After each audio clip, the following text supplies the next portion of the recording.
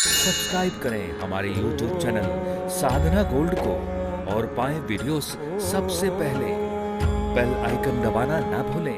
आज हमारे देश का जवान, चाहे वो हमारी बहन हो चाहे वो हमारा भाई हो, दोनों के लिए बोल रहा हूँ। आज लड़कियां ये ना सोचें, स्त्री ये ना सोचें कि हम बिजनेस नहीं कर सकते ना। आज दुनिया में बहुत सफल स्त्रियां ऐसी हैं जिन्होंने अपने आप को बिजनेस में आगे बढ़ाया और आज वो बहुत बड़े पैसे वाली बन गई। बहुत बड़ा व्यापार और बिजनेस में स्त्रियां भी आगे बढ़ रही हैं। लड़की कम नहीं है, छोरों से छोरियां कम नहीं है। लेकिन अब समझाए कौन? कितनी लड़कियां ऐसी हैं, स्त्री जात ऐसी है कि जिन्होंने अपने आप को सफल बनाया है। करोड़ों का बिजनेस टर्नओवर उनका महीनों का करोड़ों का है। 100, 200, 500 कर्मचारी उसके घर में, उसके फैक्ट्री पर काम कर रहे हैं। इतना सफल बनाया स्त्रियों ने अपने आप को। और आप अभी कह रही हो कि हमें तो काम मिल नहीं रहा। काम लेने की कतार में मत खड़े हो, काम देने की कतार में खड़े हो जाओ। बिजनेस करो, व्यापार करो और नौकरियां लेने वालों की लाइन में अपने आप को ना खड़ा करना, बल्कि इतना सफल बनाओ अपने आप को कि आप नौकरियां लेने वाले ना बने, नौकरियां देने वाले बने। तब तक ये आपका सपना कब सफल होगा? जब आप तब तक चलेंगे जब तक आप सफल नहीं हो जाते। और ये एक बात याद रखना, इस दुनिया में कुछ भी असंभव नहीं है। यदि कल्पना चावला जैसी स्त्रियां चांद तक जा सकती हैं तो क्या तुम अपने आप को जरा सफल भी नहीं बना सकती हो? वो स्त्री ही थी पहली जो चांद में पांव रखा था, वो पहली महिला ही थी। तो आप स्त्रियां कम ना सोचें अपने आप को, आप भी। अब हमारी माताएं केवल सिलाई ही करती रहती हैं। अरे इससे ऊपर भी कुछ सोचा करो, इससे ऊपर भी कुछ किया करो। बिजनेस करो, व्यापार करो, दिमाग लगाओ। क्या कर सकती हो तुम अपने आप को सफल बनाने में? अच्छा है, सिलाई से भी आप अपने आप को सफल बना सकते हैं, बुटीक से भी सफल बना सकते हैं। पर आप यदि टैलेंटेड हैं, यदि आप बुद्धिमान हैं, तो आप अच्छा खासा बिजनेस व्यापार भी खड़ा कर सकते हैं अपने बलबूते। कम नहीं हो आप, लेकिन अब करे कौन?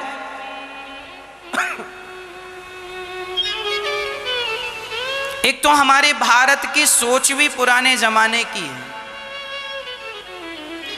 अभी एक बहू ने एक दुकान खोल ली तो उसके ससुर जी रोने लगे, महाराज बड़ा कष्ट है। क्या हुआ? अरे हमारी बहू, क्या कमी थी, दुकान खोल ली उसने, मार्केट में बैठी रहती है, हमारा नाम था, हमारी इज्जत थी, सब डुबा दिया हमारी बहू ने, अब मार्केट में दुकान खोले बैठी है। अरे तुम पुरानी सोच के तुम सुधरोगे नहीं। अरे आज की जरूरतें कितनी हैं समझ रहे हो? पति पत्नी दोनों को कमाने की जरूरत है।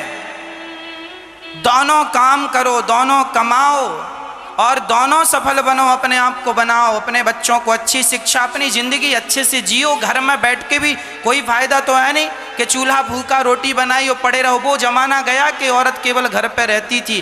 अरे अब निकलने दो उसे, बिजनेस व्यापार की भी उसकी सोच समझ आ गई है, करने दो। बेचारी दुकान बैठी चला रही है तो इसमें क्या बुराई है? अब बताओ, लड़की 2 पैसे कमा रही, इसमें कुछ बुरा है? बोलो, बुरा है? नहीं बुरा है ना। तो फिर वो पुराने लोग अभी भी सोच लगाए बैठे हैं, लो हमारी बहू, हमारी बहू वो दुकान चला रही है। अरे तो क्या बुराई? चोरी थोड़ी कर रही है, दुकान ही तो चला रही है, कमा के तो खा रही है। और तुम रोए? मतलब ये पुरानी सोच के लोग ना अभी भी भारत में जिंदा हैं। सबको मौत आई, इनको नहीं आई।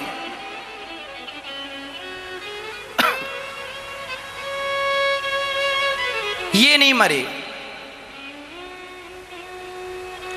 ऐसी सोच अब शोभा नहीं देती।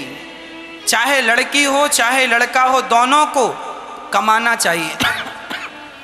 आज हम कितना समाज में देखते हैं, एक महिला थी, उसके छोटे छोटे बच्चे थे, उसके पति का अच्छा खासा कारोबार था, पर अचानक उसके पति को अटैक आ गया, पति मर गया। अब पति का करोड़ों का कारोबार था मैया, और करोड़ों का कारोबार होने पर भी उसके बच्चे छोटे छोटे थे, वो पति मर गया।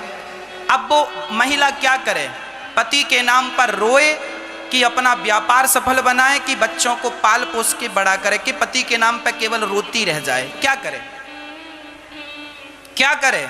अरे पति का जो काम काज था वह अपने विवेक से तुम आगे बढ़ाओ, उसे सब ढप मत होने दो। इसलिए मैं प्रार्थना करता हूं कि जो तुम्हारा पति कर रहा है उसका पूरा अनुभव पत्नी को भी होना चाहिए। भगवान ना करे आप सदा सुहागिन रहो, आपका सुहाग अमर रहे, पर कब कौन सा वक्त आके खड़ा हो जाए, कल तुम्हें तुम्हारा पति ना रहे किसी कारणवश, तो तुम्हें किसी के सामने हाथ तो ना पसारना पड़े। इसलिए हर प्रकार से अपनी तैयारियां करके चलने में बुराइयां नहीं है। भगवान करे आप अमर रहो, आपका सुहाग अमर रहे, पर फिर भी हम सावधान रहें, और हम में यदि टैलेंट है, योग्यता है, तो बुराई क्या है? हम अपना काम करके दो पैसा कमाएं तो क्या नुकसान है? स्त्रियां भी अपने आप को व्यापार और बिजनेस में आगे बढ़ाएं, ये हमारी इच्छा है, बढ़ाना चाहिए। और समाज में ये देखने को मिलता है, हमारे पास एक बूढ़ी माँ आई, एक हम तो जो भी सुनाते हैं लेटेस्ट आपको सुनाते हैं, प्रत्यक्ष सुनाते हैं, अनुभव सुनाते हैं। अभी गौरी गोपाल वृद्धाश्रम में एक माँ आई कल, उनकी क्या घटना थी, उनका क्या हाल था, वो मैं आपको सुना रहा हूं। उनके पति गुजर गए, उनके बेटे, अच्छा उनके पति अच्छे खासे पैसे वाले थे, पर जितनी प्रॉपर्टी खरीदते सारा बेटों के नाम पे सारा बेटों के नाम पे। पत्नी केवल थालियां धुल रही, बर्तन धुल रही, पत्नी के नाम पर रत्ती भर जमीन नहीं की। और जब वो पति मर गया किसी कारणवश और बेटों के नाम पे जमीन जायदाद हो गई, माँ के नाम पे कुछ था नहीं, तो बेटों ने माँ को निकाल दिया। अब वो माँ गौरी गोपाल वृद्धाश्रम में रह रही है, ये बेटा सेवा करता। अर्थ क्या निकला? इसलिए कहता हूं हर पुरुष से कि थोड़ी सी प्रॉपर्टी, थोड़ी सी जमीन जायदाद पत्नी के नाम पे करो, ताकि कल कौन सा समय आकर खड़ा हो जाए, उसे किसी के द्वार पर जाकर हाथ ना पसारना पड़े। पत्नी तुम्हारी अर्धांगिनी है, और मर कर के वो ले नहीं जाएगी, बांध कर दे के बेटों को ही जाएगी, पर उसके नाम पे भी यदि कुछ प्रॉपर्टी हो तो बुराई क्या है? कल को स्त्रियों के नाम पे, आज हमारे भारत में यही तो होता है, पुरुष स्त्रियों के नाम पे कुछ नहीं कराते, हाँ या ना? बहुत सारी स्त्रियां तो ऐसी हैं कि जिनके खाते भी नहीं खुले।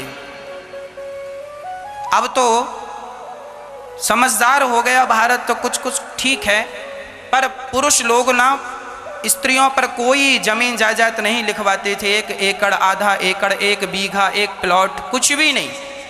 मतलब कल को यदि संकट आवे तो उसे 2 रोटी की भी व्यवस्था नहीं है। अरे तुम्हारी पत्नी है, तुम्हारे ना रहने पर भी तुम्हें उसकी व्यवस्था करनी चाहिए। यही तुम पति धर्म है कि कल को कुछ हो गया तो वो किसी के सामने भीख ना मांगे। ऐसा पति होना चाहिए, सबको होना चाहिए। अर्थात पति पत्नी तुम 50-50 होते हो, अर्धांगिनी होते हो, है ना? इसलिए इन फ्यूचर कोई नहीं जानता कल क्या होने वाला। इसलिए पत्नी मरेगी तो बेटों को ही दे के जाएगी, बांध कर नहीं ले जाएगी। पर फिर भी कुछ कुछ स्त्रियों का भी सम्मान होना चाहिए। उनके बुढ़ापे में 2 पैसे उनके पास हों तो कोई बुराई नहीं। खर्चे सबको लगते हैं, पैसों की ज़रूरत सबको पड़ती है।